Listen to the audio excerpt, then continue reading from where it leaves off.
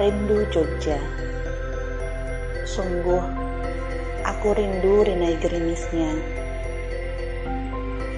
gemericik hujannya, serta rindu ibu-ibu yang menggendong penganan khas jajanan pasar dengan kain jariknya. Juga warung kopi yang berderet di ujung-ujung gang, yang semakin menambah keramahan kota Jogja. Rindu duduk sepanjang malam di area Malioboro, menikmati sajian musik khasnya. Sungguh, aku rindu suasana itu. Dan tentunya rindu segala tentang kamu.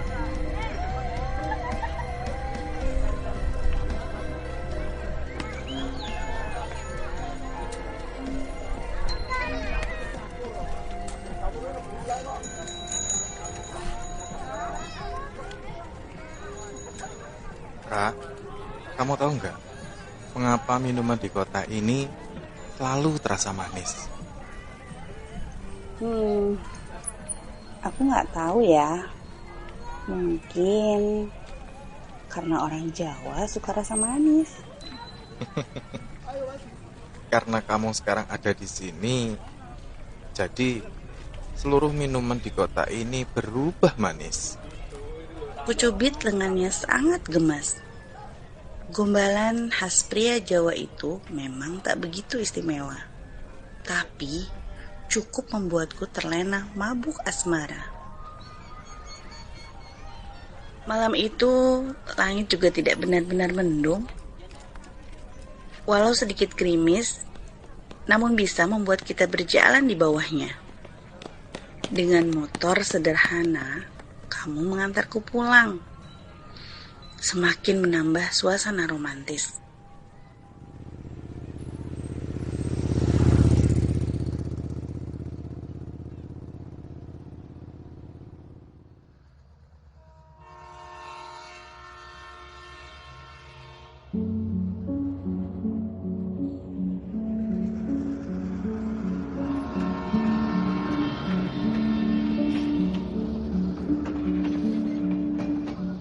Mas, aku mencintaimu sejak dulu dan sampai hari ini. Apa kabarmu, Mas? Satu kalimat saja. Apa kau benar-benar tidak rindu?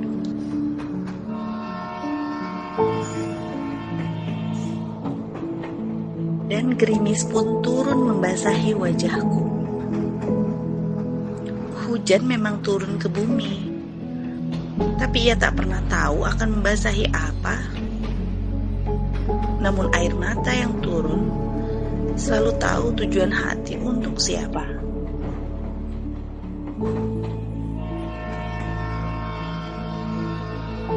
Kereta malam itu membawaku pulang. Air mata yang sejak tadi jatuh menambah sesak dadaku. Semakin aku merindunya, semakin hati tak rela. Aku amat mencintainya, bahkan dengan segenap jiwa.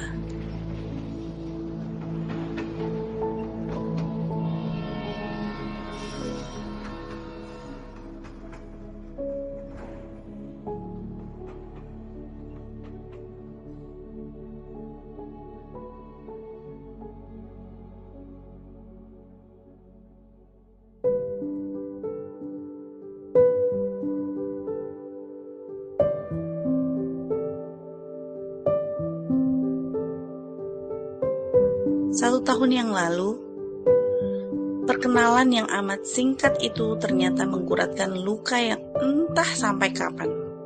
Kemarin, bahkan hari ini, aku masih merasakan kehilangannya. Mas Galih. Begitu aku memanggil pria kelahiran Jogja yang amat sederhana. Tak ingin menjelaskan bagaimana Mas Galih, sebab aku sudah mencintainya jauh sebelum melihat fisik dan wajahnya. Pada sebuah grup di salah satu media sosial kami berkenalan.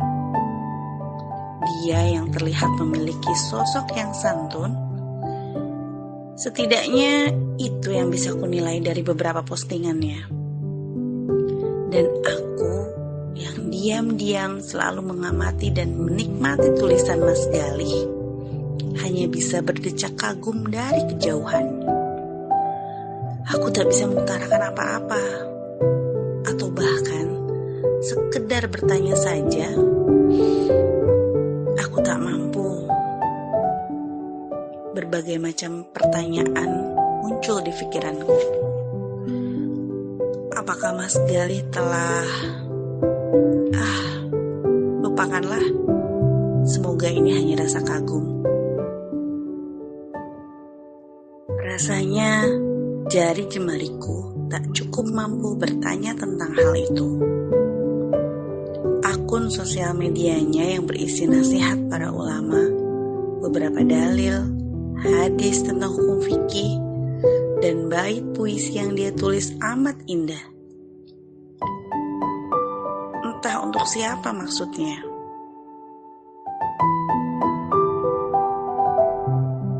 Sampai beberapa bulan, aku mencintai Mas Galih dalam kebisuan. Tak ingin merusak hati dengan terburu-buru menyampaikan rasa cinta ini. Rasa cinta yang sudah lama ku pendam selama berbulan-bulan. Sampai akhirnya seorang teman menebak sebuah tulisan yang sengaja ku buat memang untuk Mas Galih. Jika waktu itu adalah hal yang ampuh untuk membunuh sesuatu, maka namamu lebih memburu nafasku setiap hari. Disitulah aku yang merasa terbunuh oleh kehadiranmu dan matiku karena kebisuanku. Kalau suka bilang aja, Ra. Zaman sekarang mah gak masalah kalau cewek bilang duluan. Aku takut, Cit. Takut banget.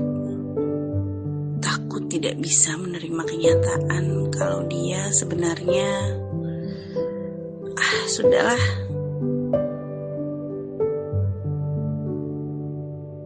Bulan pun berganti. Rasa malu dan sungkan akhirnya kutabrak juga. Mencintai dalam diam itu ternyata benar-benar tidak enak. Lebih baik diutarakan memang. Setelah itu, biarlah doa dan takdir yang mengatur bagaimana baiknya. Toh jika memang Mas Galih bukan jodohku, setidaknya jawaban dia pasti tak akan terlalu menyakitkan. Walau mungkin aku menerimanya pasti dengan sangat perih.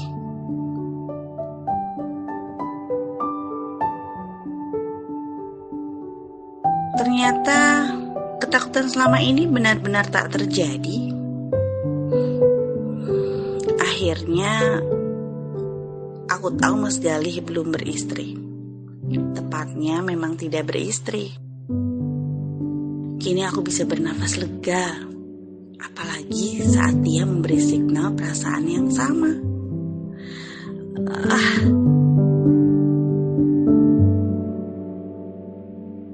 Sejak berhubungan dengan Mas Galih, aku jadi sering ke Jogja, hampir setiap bulan, menghabiskan akhir minggu demi menuntaskan rindu-rindu.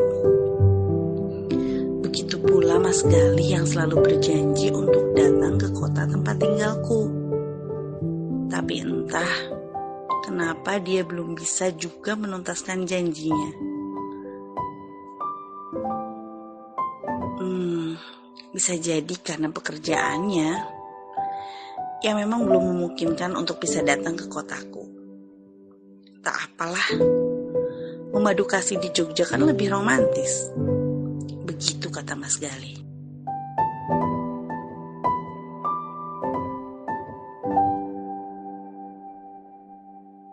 Sampai suatu malam kabar itu pun kudengar. Mas Galih memberiku sebuah pesan singkat. Pesan yang membuatku benar-benar tak mengerti. Pesan ini pula yang membuat hari-hariku berubah menjadi kacau. Sepotong kalimat yang belum tuntas rasanya, memutuskan sepihak tanpa penjelasan.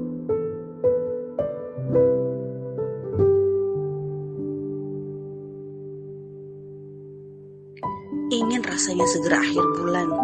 Aku sudah tak tahan ingin menemui Mas Galih dan bertanya ada apa ini. Caranya memutuskan hubungan sepihak membuat aku benar-benar hilang akal. Sangat menjengkelkan. Aku tidak berbuat kesalahan apapun. Atau Mas Galih yang mengkhianatiku. Tidak mungkin.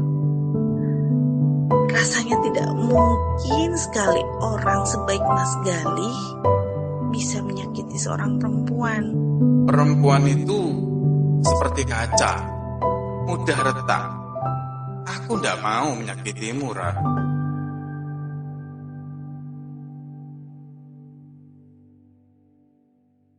Lalu, mengapa dia begitu tega mengirimkan pesan singkat ini? Bahkan, kini HP-nya pun tak aktif. Semua sosial medianya tutup. Tak satu pun teman yang bisa kuhubungi untuk menanyakan kabar Mas Galih. Orang tua, adik, yang kukirim pesan, mereka tak kunjung membalas.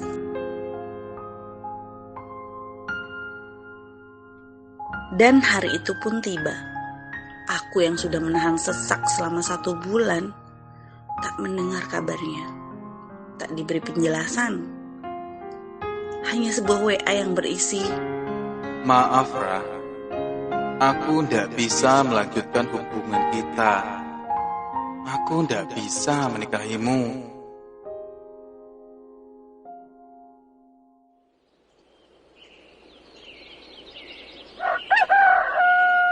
Mas Galih, serius mau nikah denganku?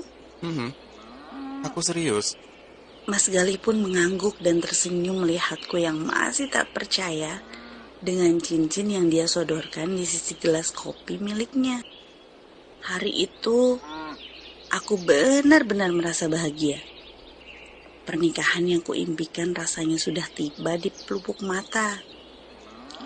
Aku ingin segera menggunakan gaun atau kebaya batik yang pernah kami beli di pasar Beringharjo tempo lalu. Tapi dandannya yang natural saja ya. Mas gak suka yang terlalu menor. Kamu sudah cantik tanpa makeup apapun. Kusikut lengan Mas Galih. Ih, benar-benar menggemaskan priaku ini.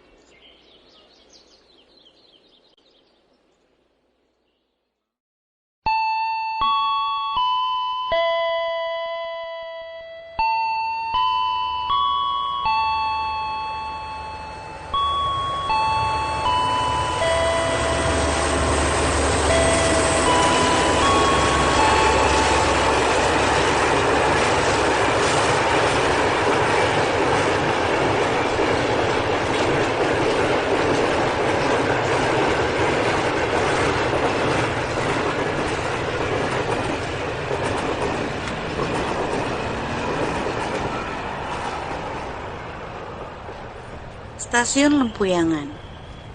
Ku pesan taksi menuju rumah Mas Galih hari itu. Sengaja aku tidak check-in hotel terlebih dahulu. Tujuanku hanya ingin meminta penjelasan. Setelah itu barulah kuputuskan akan menginap di Jogja atau kembali pulang. Iya, penjelasan yang sebenar-benarnya tentang isi pesan tempo hari. Pesan yang amat menjengkelkan. Pesan singkat yang menyakitkan hati sebulan lalu itu. Disusul dengan nonaktifnya semua nomor dan akun media sosial Mas Galih. Aku tak terima. Diputuskan tanpa penjelasan.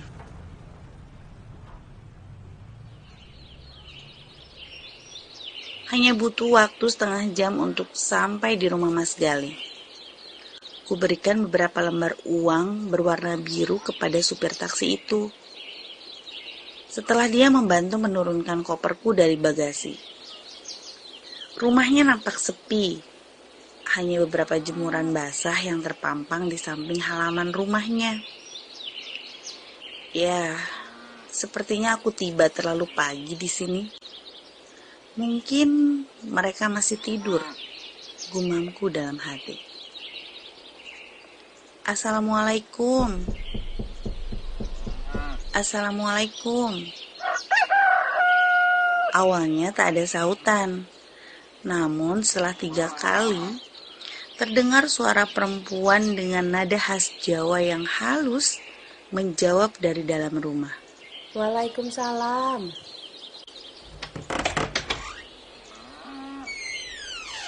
Arah? Masuk, Dok. Masuk. Perempuan parubaya itu nampak kaget dengan kedatanganku. Iya, terima kasih, Bu. Ucapku setelah mencium takzim punggung tangannya. Kemudian, aku pun masuk dan duduk di ruang tamu. Aku telah mempersiapkan mental. Jika hari ini harus keterima kenyataan buruk. Misalnya, Mas Galih sudah menikah atau sudah bertunangan dengan wanita lain. Aku hanya ingin penjelasan saja, walaupun mungkin itu akan terasa perih. Diminum, Dok. Kamu pasti capek, yo. Kuteguk teh hangat itu. Tak ingin lama berbasa-basi. Segera kutanya keberadaan Mas Galih. Mas Galihnya ada, Bu? Kamu istirahat aja dulu. Kamu pasti capek, toh. Maaf, Bu. Boleh aku bertemu Mas Galih? Perempuan parubaya itu menatapku. Tiba-tiba raut wajahnya berubah. Air matanya menetes. Rasa penasaranku sudah di ubun-ubun. Berulang kali aku bertanya kepada ibu tentang Mas Galih. Ada apa, Bu, dengan Mas Galih? Di mana Mas Galih, Bu?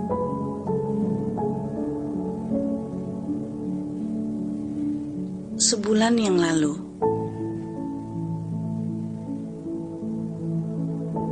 Maaf, Ra. Aku ndak bisa meneruskan hubungan kita. Dan aku ndak bisa menikahimu. Maafkan aku yang selama ini tak pernah berani jujur. Aku ingin sekali menikmati bahagia ini bersamamu. Lebih lama dan sangat lama. Bahkan sampai nirwana. Tapi rasanya aku yang harus mendahuluimu ke sana, memastikan tempat di sana bisa untuk kita berdua. Dan Tuhan memberi kita kesempatan mengulang pertemuan, bukan di Jogja,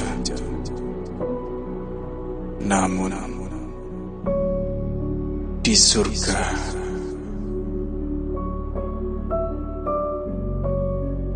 Pesan Mas Galih yang masih tersimpan di dalam ponselnya.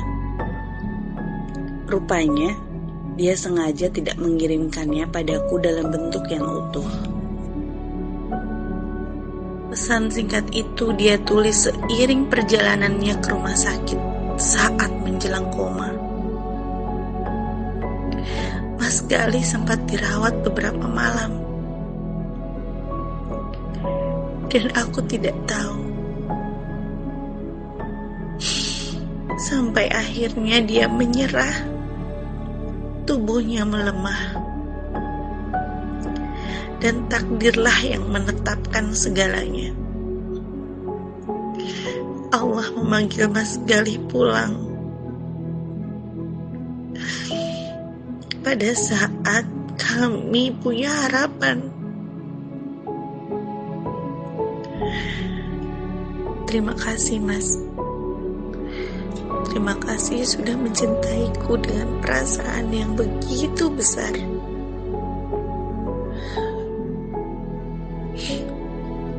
Selamat jalan, Mas.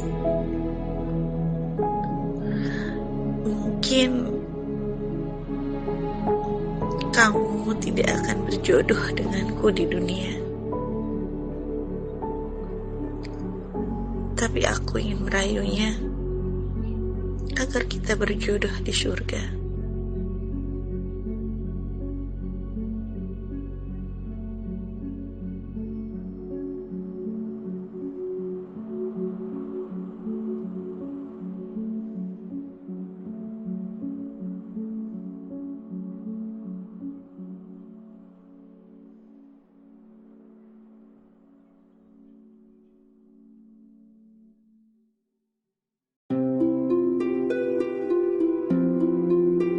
Pertemuanku setahun lalu adalah masa di mana Mas Galih baru saja divonis leukemia oleh dokter. Bahkan dikatakan hidupnya tak akan lebih dari 5 bulan. Saat itulah Tuhan mempertemukan kami, tepat saat Mas Galih kehilangan harapannya. Rupanya aku yang tengah menjadi tujuan kesembuhan dan hidupnya. Berkenalan denganku membuat Mas Galih kembali semangat. Pengobatan dia lakukan tanpa sepengetahuanku. Keinginannya membahagiakan aku jauh lebih besar dari harapan hidupnya sendiri. Tapi seberapapun gigihnya Mas Galih, ia tetap kalah. Leukemia yang sudah menggerogoti kepala dan bilik jantungnya tak lagi mampu menopang tubuh Mas Galih.